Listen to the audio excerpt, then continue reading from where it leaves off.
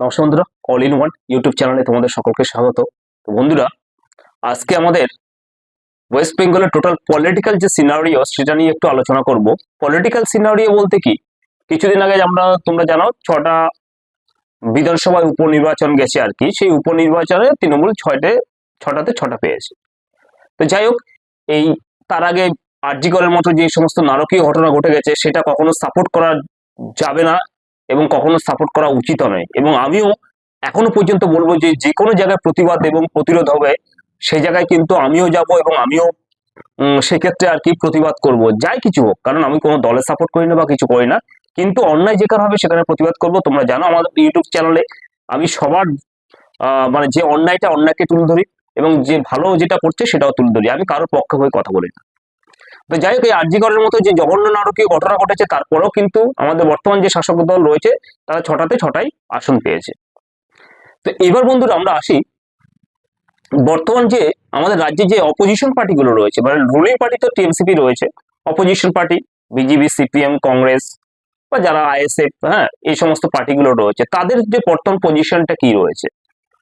তো 6টা যে উপনির্বাচন হয়েছে, অনেকে বলে থাকে সবাই যে এখানে ভোট লুট হয়েছে বা নানান কিছু বলে।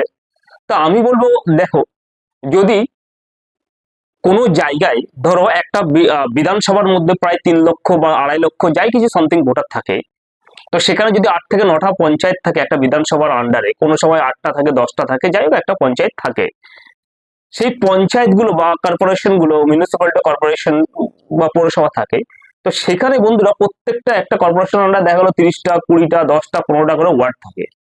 সেই ওয়ার্ডের প্রত্যেকটা ওয়ার্ডে কি মানে এই ভোটগুলো লুট হয় তোমরা কি ভাবো বন্ধুরা? আমি তো মনে করি না। কারণ প্রত্যেকটা ওয়ার্ডে যে ভোট লুট হবে সেটা হতে পারে না। আর ভিতরে যে ভোট একেবারে সবকিছু লুট করে নেবে সেটাও হতে পারে না। কারণ আমরা এখন কিন্তু এই যে 5Gর আন্ডারে বসবাস করছি, অর্থাৎ সবার হাতে স্মার্টফোন রয়েছে, সবকিছু রয়েছে। এবং যদি বলে ভয়, মানুষের মধ্যে কিন্তু ভয় আগের মতো নেই। আগে যেমন মানুষ ভয় বেরোতো না, হ্যাঁ, কিন্তু এখন মুখ খোলে না, এটা হচ্ছে মেন জিনিস। এবং প্রতিবাদ করার ভাষাটা হারিয়ে গেছে। এই মুখ খোলাটা এবং প্রতিবাদ করার যদি ভাষাটাকে যদি ঠিকঠাক করে রাখে, তাহলে কিন্তু মানুষ এই ক্রাইম বা কোনো কিছু যেখানে যাই কিছু বলে সেটা ঘটে না। কিন্তু মানুষ মুখ খোলেন এবং প্রতিবাদ করার ভাষাটাকে মানুষ হারিয়ে ফেলেছে প্রথমত। দ্বিতীয়ত আমি বলি, ওয়েস্ট বেঙ্গলে কিন্তু পলিটিক্যাল সিনারিওটা কিন্তু বর্তমানে শুনছি মানে এটা কানাঘুষা হচ্ছে আর কি। একটা কথা আছে, যতটা রটে কিছুটা হলেও তো বটে। যাই হোক, এটা সবাই হয়তো আমার সঙ্গে একমত নাও হতে পারে, কিন্তু আমি বলবো যে ওয়েস্ট বেঙ্গল বর্তমানে যে যত নেতা মন্ত্রী আছে, যাই কিছু আছে, সেটা রুলিং পার্টি থেকে শুরু করে এবং অপোজিশন পার্টি, তার মধ্যে কিন্তু সব থেকে লড়াকু নেত্রী কিন্তু মমতা ব্যানার্জি। এটা কিন্তু অস্বীকার করার কোনো জায়গা নেই বন্ধুরা। আমরা যখন ছোট ছিলাম, সিপিএম এর যে 34 বছরে আমরা যে রাহাজানিগুলো দেখেছি, মানে 2011 সালে মমতা ব্যানার্জি ক্ষমতায় এসছে, তার আগে থেকে সিপিএম যেভাবে মানে নারকীয় হত্যাকাণ্ড চালিয়ে বেড়াচ্ছে, মানে মুর্শিদাবাদ, বহরমপুর এই সমস্ত জায়গা থেকে শুরু করে আমাদের উত্তর চব্বিশ পরগনা, দক্ষিণ চব্বিশ পরগনা, কলকাতা সব জায়গায় চালিয়েছিল। আনন্দমার্গ সন্ন্যাসীদের হত্যা, তারপর নেক্সট হচ্ছে নন্দীগ্রাম থেকে শুরু করে নেতাই, সমস্ত জায়গায় মানুষদেরকে যেভাবে গণহত্যা করেছিল প্রথমত। আর আনন্দমার্গ সন্ন্যাসী যারা রয়েছে, হিন্দু সন্ন্যাসীদেরকে পুড়িয়ে মেরেছিল, এরা হত্যা করেছিল। তারপরে হচ্ছে কি করেছিল বন্ধুরা, সবাই জানো, হ্যাঁ, যে কঙ্কালের পর্যন্ত মানে পাওয়া গেছে। এরা অনেক কিছু হয়েছিল, অনেক অঘটন ঘটেছিল, অনেক কিছু হয়েছে। সেটা তখন প্রকাশ পায়নি কেন জানো তো বন্ধুরা? সেটা হচ্ছে এখনকার দিনে যেমন সবার হাতে স্মার্টফোন রয়েছে, এমনি অর্ডিনারি মোবাইল রয়েছে, বা মিডিয়া যেমন এভেলেবেল, তখন এই সমস্ত কিছু ছিল না। তখন হয়তো দেখা গেলো কারোর ঘরে টিভি একটা পাওয়া মুশকিল ছিল, এরকম পরিস্থিতি ছিল সিপিএম এর যে 34 বছরের জামানার কথা বলছি। তারপরে হচ্ছে কি, স্মার্টফোন তো মানে এটা ধরা ছোঁয়ার বাইরেই ছিল। তো সে সময় অনেক জায়গায় অনেক কিছু ঘটনা ঘটে যেত, কিছুই আমরা মানে নাগাল পেতাম না। এইবার কি, এখন যেমন ইন্টারনেট থেকে শুরু করে সমস্ত কিছু এভেলেবেল রয়েছে, এগুলো তখন ছিলই না, তাই জন্য কোনো কিছু প্রকাশ পায়নি, এক্সপোজ হয়নি। এখন যেমন রুলিং পার্টি যদি অন্যায় হচ্ছে আমি মানছি, কিন্তু হালকা যদি কোনো কিছু হয়ে যায় সেটা কিন্তু মিডিয়াতে পুরো একদম, মিডিয়া থেকে শুরু করে সবার হাতে মোবাইল রয়েছে, সেটার মধ্যে দিয়ে পুরো সোশ্যাল মিডিয়াতে পুরো মানে ছড়িয়ে বেড়াচ্ছে। তো এই হচ্ছে কি ব্যাপার। কিন্তু যাই হোক, এবার আমি প্রসঙ্গে আসি, সেটা হচ্ছে কি, ওয়েস্ট বেঙ্গলের যে ভোটটা হলো কিছুদিন আগে, সেই ভোটে রুলিং পার্টি জিতেছে 6টাতে 6টাই আসন দখল করেছে। এইবার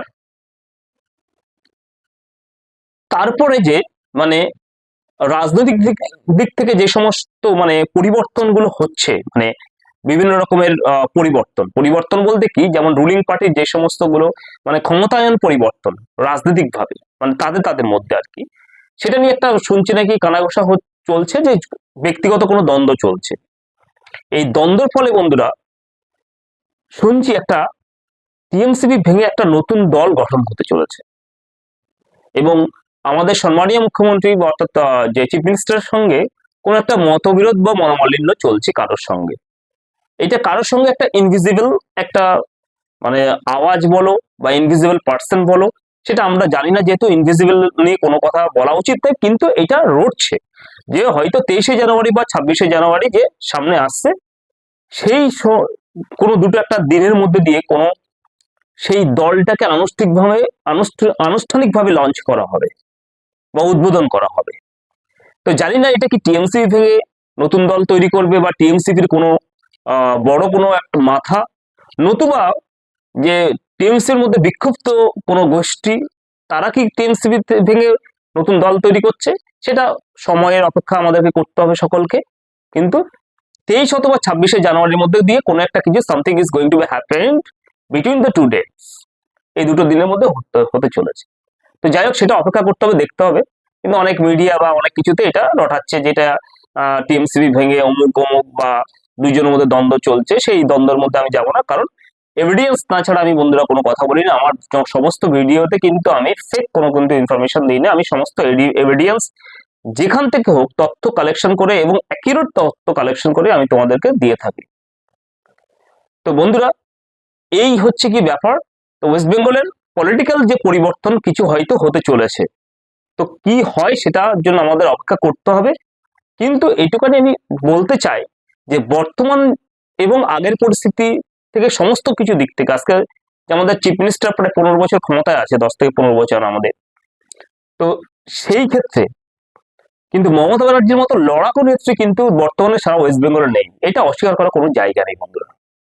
মানে আমার সবার মতমালিন্য থাকতেই পারে, তার বিরুদ্ধে নানান কিছু কমপ্লেন থাকতেই পারে, কিন্তু আমি বলছি সংগঠন এবং রাজনৈতিক দিক থেকে সমস্ত দিক থেকে একজন মানে লড়াকু এবং হচ্ছে সংগঠন তৈরি করা এবং কি বলবো আর কি, খুব ভালো বুদ্ধিমত্তা, সেই রকম লড়াকু নেত্রী কিন্তু সারা ওয়েস্ট বেঙ্গলে নেই। তথা এখন ভারতবর্ষে অনেক রাজ্যে আছে কিনা সেটা সন্দেহাতীত। তো যাই হোক, অনেক কিছু বন্ধুরা আমি বলেছিলাম শেখার আছে, শেখার কোনো কিছু শেষ নেই। বিরোধীদেরকেও কিন্তু শিখতে হবে। দেখে যে মমতা ব্যানার্জি যে কঠোর লড়াই করে সংগ্রাম করে যে জায়গাটা তৈরি করেছে, সেটা কিন্তু তাদেরকে শিখতে হবে। না শিখে কিন্তু আমি কিন্তু কোনো কিছু একটা জিনিস দখল করে নিতে পারি না। এটা কিন্তু জাদু ছড়ি নয়। ভোট হচ্ছে মানুষের মনের মধ্যে প্রবেশ করা। সেই মনের মধ্যে প্রবেশ করে মানুষ সেটা হচ্ছে মানে হাতের আঙ্গুলের মধ্যে দিয়ে প্রসারিত হয়। তার যে সম্মতি কনসেন্টটা, সেইটা কিন্তু মানুষের সঙ্গে থেকে হ্যাঁ তবেই কিন্তু নিতে হয়। তো বিরোধী অপোজিশন যারা রয়েছে তাদেরকে বলবো, তোমরা লড়াই করো, কিন্তু সেই লড়াইয়ের মধ্যে দিয়ে মানুষের পাশে থেকে লড়াই করতে হবে, সংগঠন তৈরি করতে হবে প্রত্যেকটা জায়গায়, তবেই কিন্তু তোমরা মানে এগোতে পারবে। তো যাই হোক বন্ধুরা, আমি আরেকটা তোমাদের জন্য ভিডিও নিয়ে আসবো যে আমাদের ওয়েস্ট বেঙ্গলে অপোজিশন পার্টি প্লাস রুলিং পার্টির মধ্যে দিয়ে 2026 সালে ভোটের সিনারি কি হতে চলেছে, সেই ভিডিওর জন্য তোমাদের অপেক্ষা করতে হবে। তো বন্ধুরা, আজকে ভিডিওটাই এই পর্যন্তই। দেখা যাক আমাদের ওয়েস্ট বেঙ্গলের সিনারিও কিভাবে পরিবর্তন হতে চলেছে, এবং টিএমসিপি যে ভেঙে দুটো দল হতে চলেছে, যে কানাঘুষি চলছে, সেটা সত্য কি মিথ্যা বা আদৌ একটা রটনা খবর, সেটা আমাদের সময়ের অপেক্ষার জন্য অপেক্ষা করতে হবে। ধন্যবাদ। এটুকুনি ভিডিওটা শেয়ার এবং লাইক করো প্লিজ বন্ধুরা, তাহলে আমি নতুন নতুন ভিডিও বানাতে আমি মোটিভেটেড হই তোমাদের দ্বারা।